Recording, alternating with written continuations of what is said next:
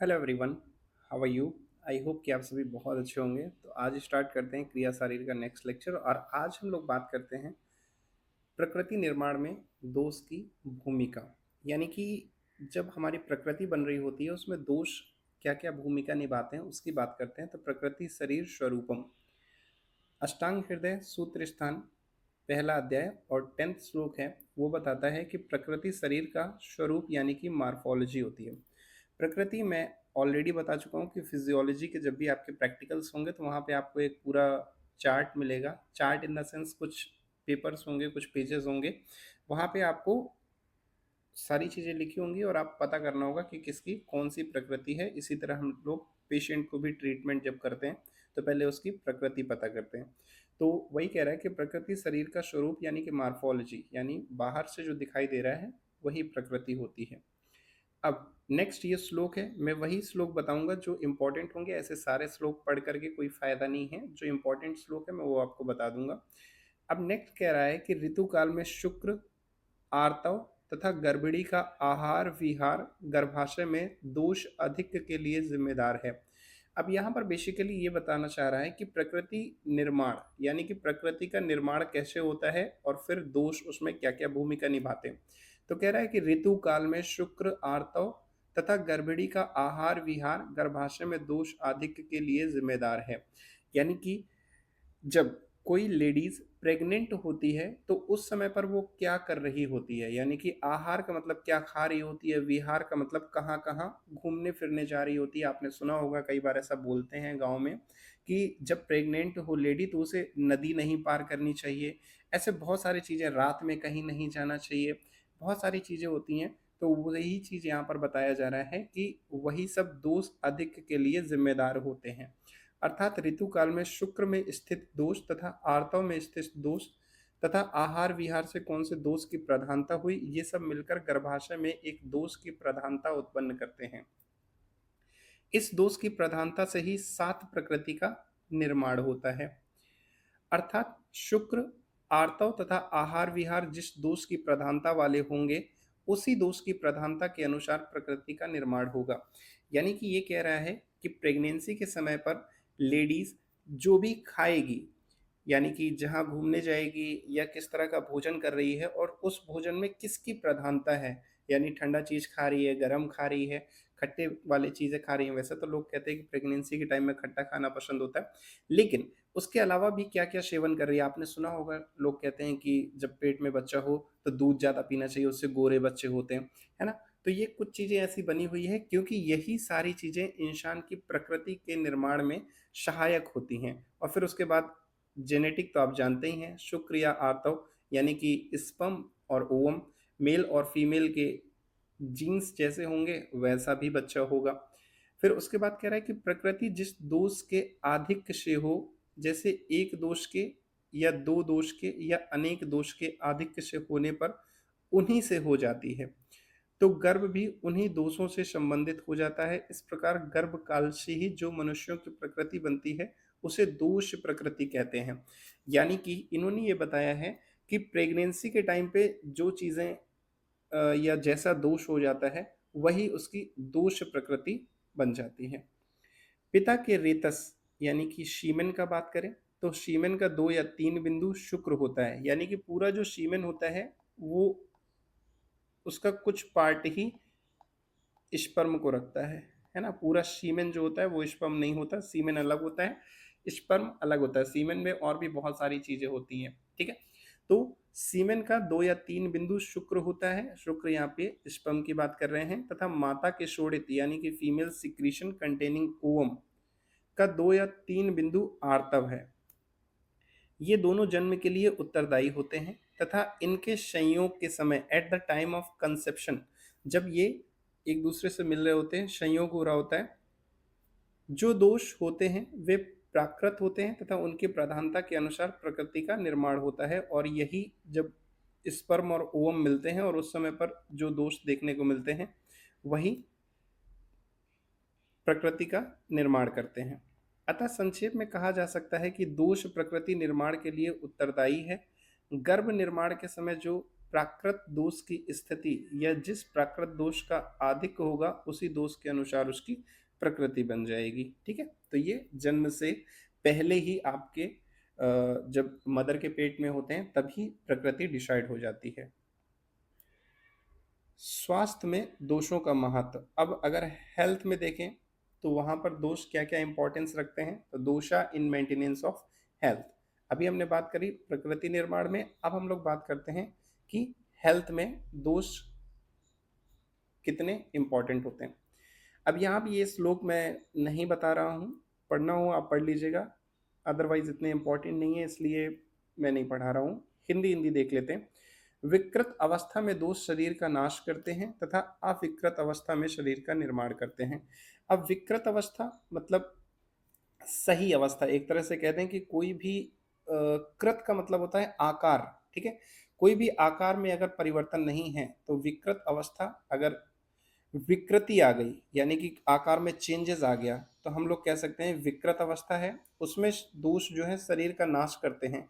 अब विकृत अवस्था आ गई तो जो दोष है वो शरीर का नाश, नाश इन द सेंस ऐसा नहीं कि शरीर को मिटा देंगे, नाश इन द सेंस कि कहीं ना कोई प्रॉब्लम करेंगे और डिजीज उत्पन्न करेंगे। ठीक है, नाश का मतलब यहाँ पर डिजीज से समझना। ठीक, और अविकृत अवस्था कोई भी प्रकार में चेंज नहीं है तो वहां पर शरीर का निर्माण, शरीर का निर्माण मतलब शरीर हेल्दी रहेगा।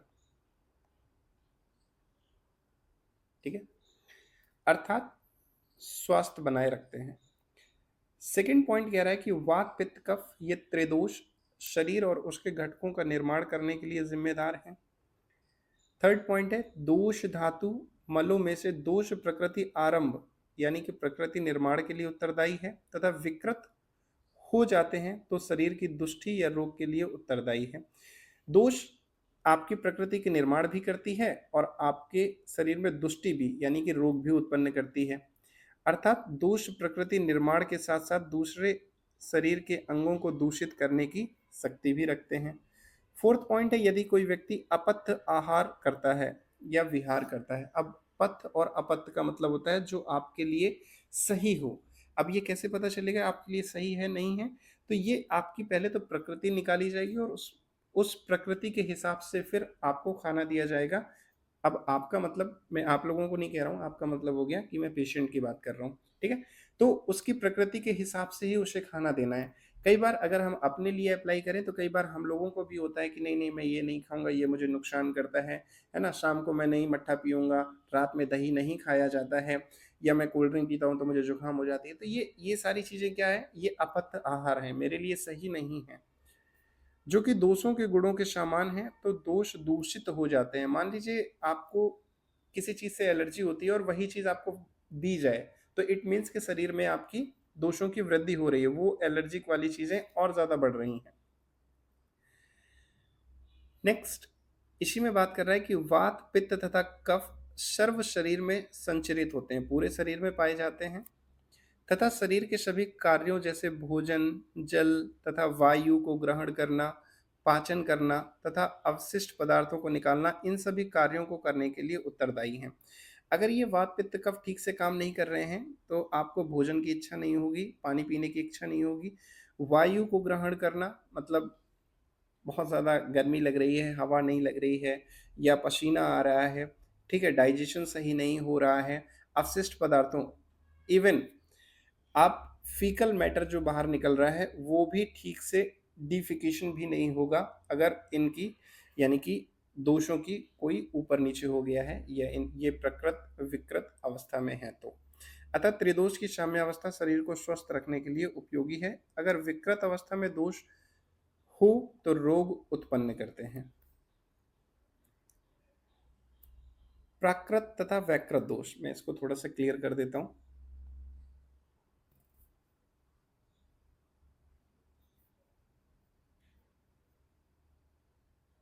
ठीक है,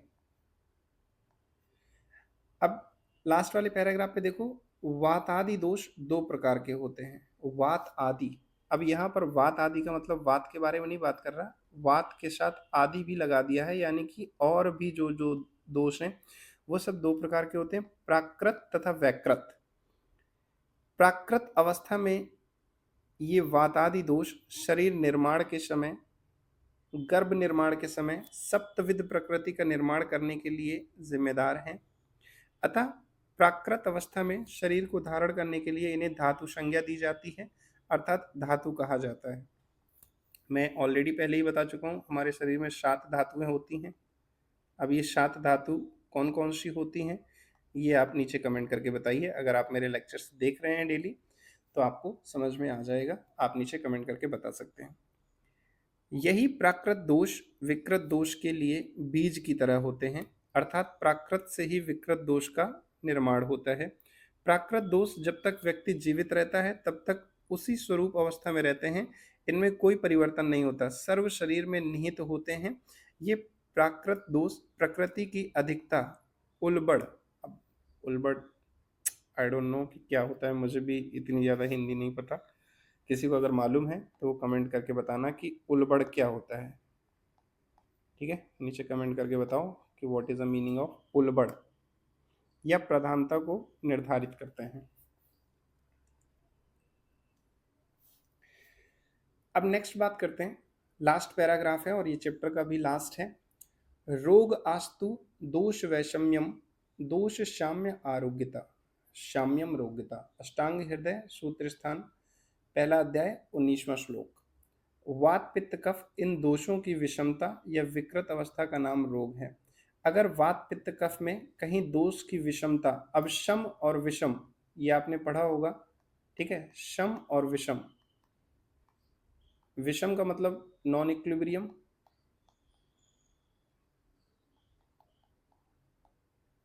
ठीक है, और सम का मतलब हो गया इक्विलिब्रियम।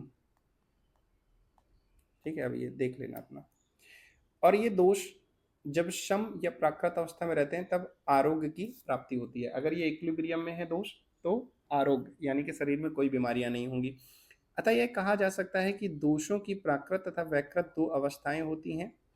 प्राकृत अवस्था में ये दोष शरीर को धारण करते हुए आरोग्य को बनाए रखते हैं तथा विकृत अवस्था में शरीर में रोग उत्पन्न करते हैं। अतः चिकित्सक को दोषों की प्राकृत तथा वैकृत अवस्था को जानकर चिकित्सा कार्य में प्रवृत्त होना चाहिए।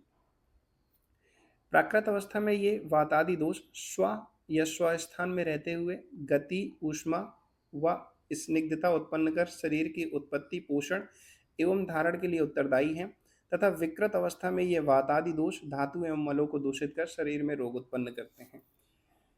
अब अगर कोई स्टूडेंट पहली बार ये लेक्चर देख रहा है तो उसे शायद ये समझ में नहीं आ रहा होगा, और इस लेक्चर को देख करके ये बिल्कुल जज मत कर लेना कि यार आयुर्वेद क्या है, समझ ही नहीं आ रही, क्या है वात पित्त कफ वगैरह।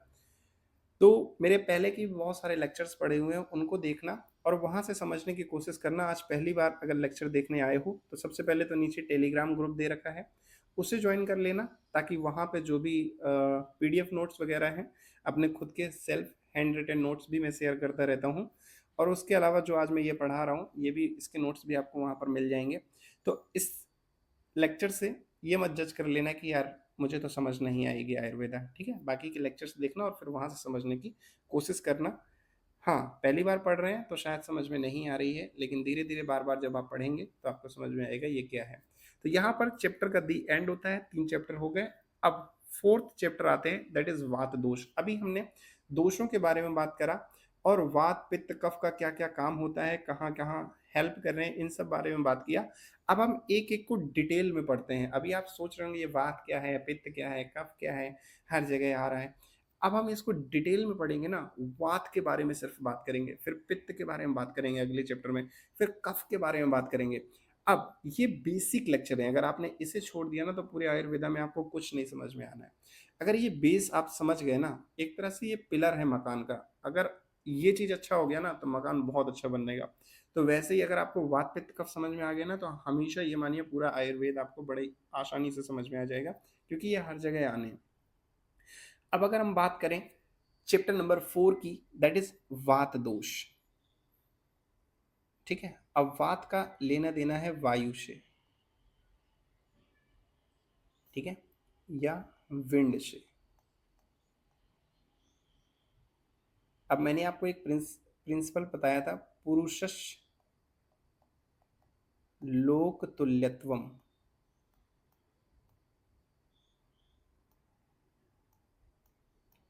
पुरुषस्य लोक तुल्योत्तम। वहाँ मैंने आपको बताया था कि जो पुरुष में, जो एक इंसान में जो चीज़ें पाई जा रही हैं, वहीं लोक या संसार में भी वही चीज़ें आपको देखने को मिलेंगी। ठीक है, पंच महाभूत से संसार भी बना हुआ है, पंच महाभूत से कोई शरीर भी बना हुआ है। यहाँ पुरुष का मतलब मेल मत समझना, ये शरीर या बॉडी के लिए बोला गया है। ठीक है, अब वात को समझते हैं। तो वात का जो रिलेशन है, वो जो विंड का काम होता है प्रकृति में, वही हमारे शरीर में वायु का या वात का काम होता है। सबसे पहले बहुत इम्पॉर्टेंट भी है, मैं एक मिनट इसको हटा देता हूँ, अदरवाइज इम्पॉर्टेंट नहीं दिखेगा। ये बहुत इम्पॉर्टेंट है, जब भी लॉन्ग आंसर आएगा तो ये ज़रूर आएगा। वात पित्त कफ में भी, तीनों में ये सबसे ज़्यादा इम्पॉर्टेंट है और इससे एक लॉन्ग आंसर ज़रूर बनता है, तो इसको बहुत ध्यान से पढ़ना। सबसे पहले जैसा इसमें लिखा हुआ है उसी तरह आपको अपनी एग्जामिनेशन कॉपी में भी लिखना है। ठीक है, बाद में फिर ये मत बोलना कि अरे यार हमें कम मार्क्स क्यों मिले, हमने तो सब लिखा था। तो लिखने का तरीका देख लेना, इसी तरह से लिखना है। सबसे पहले अगर वात के बारे में पूछा है तो व्युत्पत्ति या निरुक्ति, कहाँ से आया, कैसे इसका वात नाम पड़ा, क्या मतलब होता है, तो ये सारी चीज़ें हैं। वा गति गंधन्यो धातु में तन प्रत्यय लगाने से वात शब्द की व्युत्पत्ति होती है। अब ये थोड़ा सा संस्कृत की लाइन है, कहाँ से धातु आया, प्रत्यय क्या होता है, ये चीज़ें आप संस्कृत में पढ़ेंगे। निरुक्ति की बात करें, बस इतना ही इनफ है। ठीक है, निरुक्ति की बात करें, अमर कोश में वात की निरुक्ति इस प्रकार बताई गई है। उत्साहने चा हिंसायाम सूचनेन चापि गंधनम। यहाँ पर गंधन का अर्थ उत्साह, हिंसन तथा सूचन लिया गया है। सुश्रुत ने वात शब्द की निरुक्ति वा गति गंधन्यो धातु से गति एवं गंधन अर्थ में की है।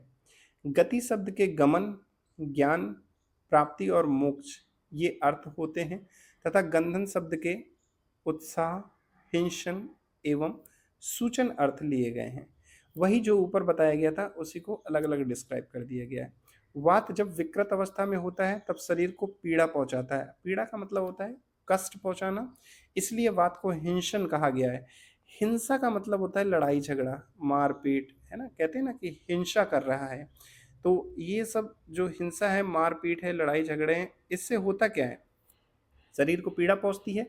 तो वही जब वात विकृत अवस्था में होगा तो शरीर को पीड़ा पहुंचाएगा, और इसीलिए वात को हिंसन बोला गया है, यानी कि शरीर को पीड़ा पहुंचाने वाला बोला गया है।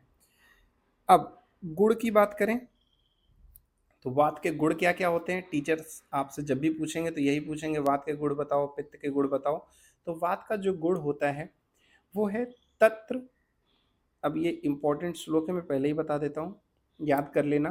तत्र रुक्षो लघु शीतः खरा सूक्ष्म चलो अनिलः, अष्टांग हृदय सूत्र स्थान, फर्स्ट चैप्टर 11th नंबर श्लोक। ठीक है, रेफरेंस बहुत इंपॉर्टेंट होता है। जब भी आप किसी भी श्लोक को याद कर रहे हैं तो एक चीज़ हमेशा याद रखना कि उसका रेफरेंस भी याद रखना। अदरवाइज आप श्लोक तो लिख के आओगे और 2 नंबर का है, 5 नंबर का है, तो उसमें आपको 1 या 1.5 नंबर मिलेंगे, फिर आप बोलोगे कि यार लिखा तो मैंने सब था, मुझे कम नंबर क्यों मिले। तो ये रेफरेंस बहुत इंपॉर्टेंट है। ठीक है, ये भी याद रखना कहाँ से आया है। वात को रुक्ष, लघु, शीत, खर, सूक्ष्म एवं चल गुण युक्त बताया है। अब ये क्या मतलब है, अगर नहीं समझ में आ रहा है तो चुपचाप आप मेरे लेक्चर्स देखते रहें, धीरे धीरे धीरे धीरे सारी चीज़ें समझ में आ जाएंगी। पहले ही दिन, पहली ही बार लेक्चर को देख करके आप एकदम से अपने आप को इंटेलिजेंट ना समझें कि अरे यार ये तो देखा और तुरंत समझ में आ गया। ठीक है, तो थोड़ा सा वक्त दें, पेशेंस रखें, सब चीज़ें समझ में आएंगी। रुक्षा शीतो लघु सूक्ष्म चलो अत विशद खराः विपरीत गुणैद द्रव्यैर मारुतः संप्रशाम्यति। चरक सूत्र स्थान पहला 49 नंबर श्लोक। ठीक है, चरक की बुक में आप जाएंगे, पहला अध्याय खोलेंगे, 49 श्लोक देखेंगे तो वहां आपको ये श्लोक दिखाई देगा। ठीक है, रेफरेंस का मतलब हो गया चरक से लिया गया है।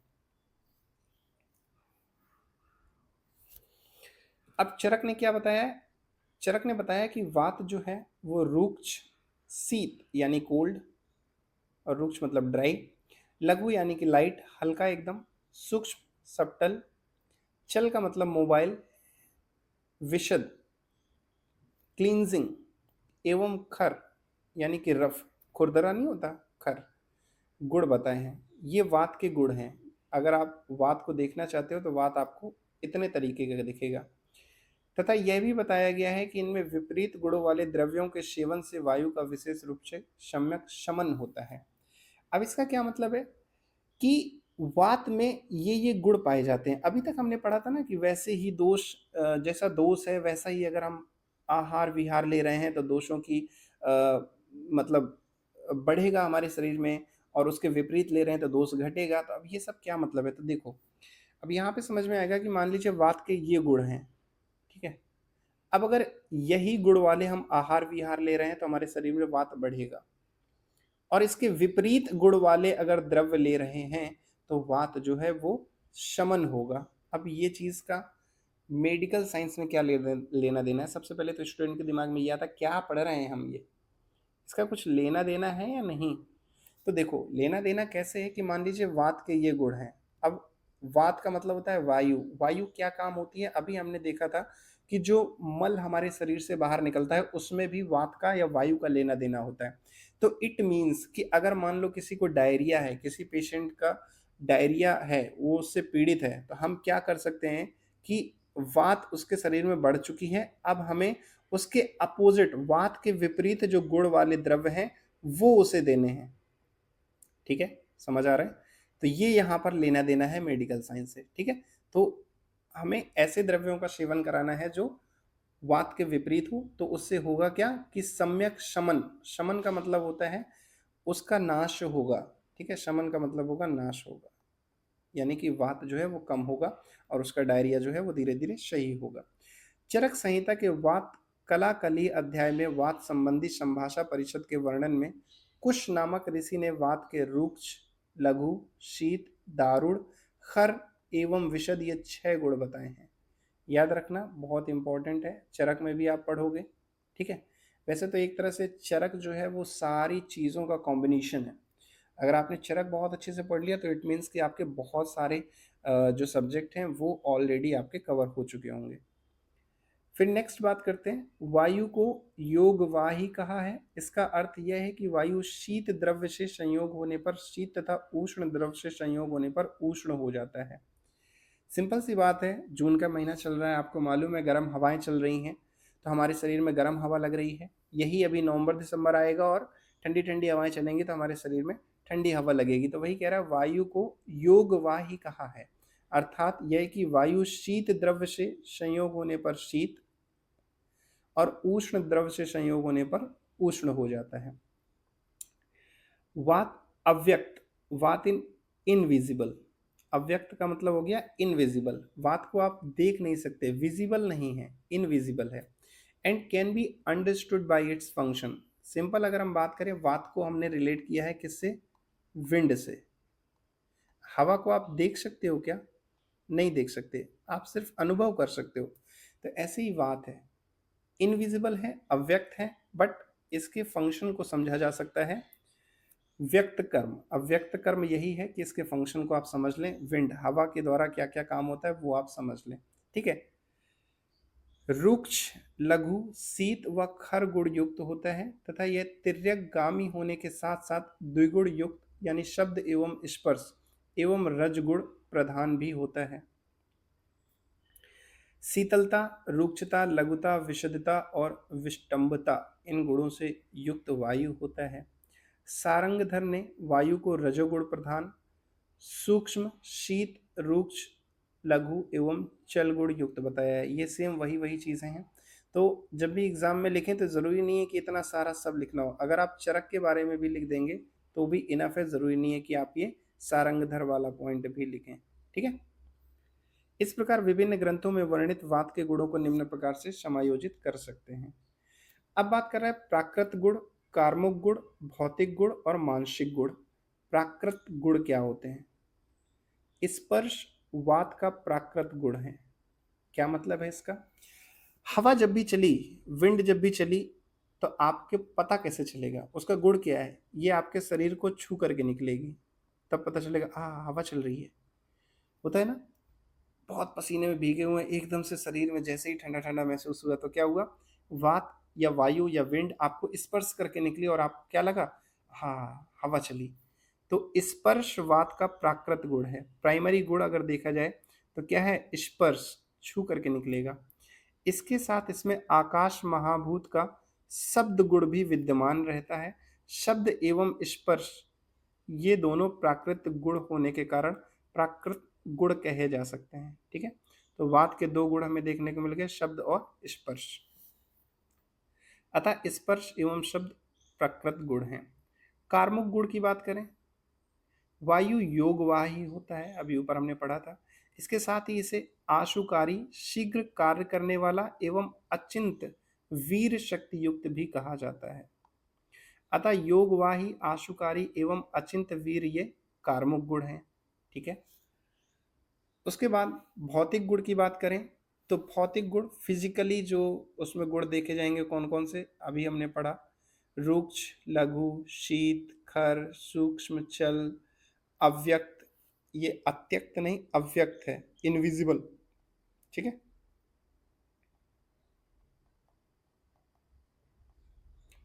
अमूर्त, अमूर्त का मतलब हो गया कोई आकार नहीं है, जैसे मूर्ति होती है ना उसका एक आकार होता है, तो ये अमूर्त है, वायु का कोई आकार नहीं है, विशद, दारुण, शीघ्र, परुष, विष्टम्भता, व्यवायी, बहु।